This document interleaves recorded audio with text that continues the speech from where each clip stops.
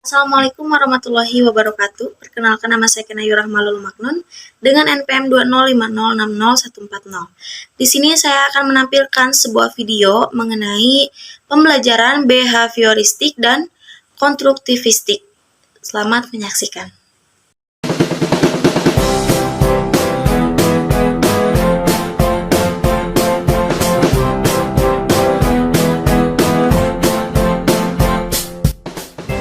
Pengertian teori belajar behavioristik.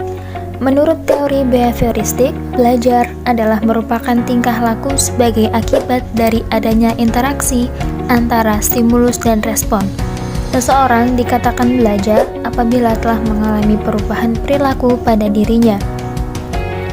Menurut teori ini, yang terpenting adalah masukan atau input yang berupa stimulus dan keluaran atau output yang berupa respon. Stimulus adalah apa saja yang diberikan guru kepada siswa untuk membantu belajar siswa, sedangkan respon adalah reaksi atau tanggapan siswa terhadap stimulus yang diberikan oleh guru. Aplikasi teori behavioristik dalam pembelajaran lebih mementingkan pengaruh lingkungan, mementingkan bagian-bagian, mementingkan peranan reaksi, mengutamakan mekanisme terbentuknya hasil belajar melalui prosedur stimulus respon, mementingkan peranan kemampuan yang telah terbentuk sebelumnya. Teori belajar ini pada awalnya banyak diterapkan dalam proses kegiatan belajar dan pembelajaran di kelas.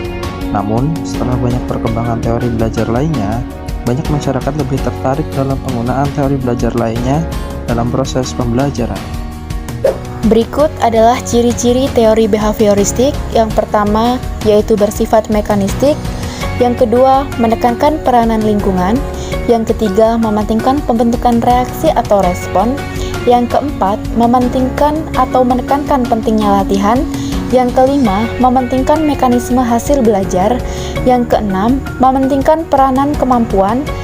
Dan yang ketujuh, hasil belajar yang diperoleh adalah munculnya perilaku yang diinginkan. Macam-macam teori belajar behaviorisme. Yang pertama yaitu teori koneksionisme. Menurut Thorndike, belajar adalah proses interaksi antara stimulus dan respon. Yang kedua yaitu teori classic conditioning. Menurut Ivan Petrovich Pavlov, individu dapat dikendalikan melalui cara mengganti stimulus alami dengan stimulus yang tepat untuk mendapatkan pengulangan respon yang diinginkan. Aplikasi atau penerapan teori behavioristik dalam pembelajaran dilihat manakala terjadi perubahan tingkah laku pada peserta didik itu sendiri. Pembelajaran behavioristik mengacu pada dua hal, yakni stimulus dan respon. Guru memberikan dorongan atau stimulus berupa soal-soal, tugas, maupun pertanyaan. Kemudian, siswa merespon dengan jawaban-jawaban atau perubahan sebelumnya. Prinsip umum behavioristik dalam pembelajaran. 1. Teori ini beranggapan bahwa yang dinamakan belajar adalah perubahan tingkah laku. Seseorang dikatakan telah belajar sesuatu jika yang bersangkutan dapat menunjukkan perubahan tingkah laku tertentu.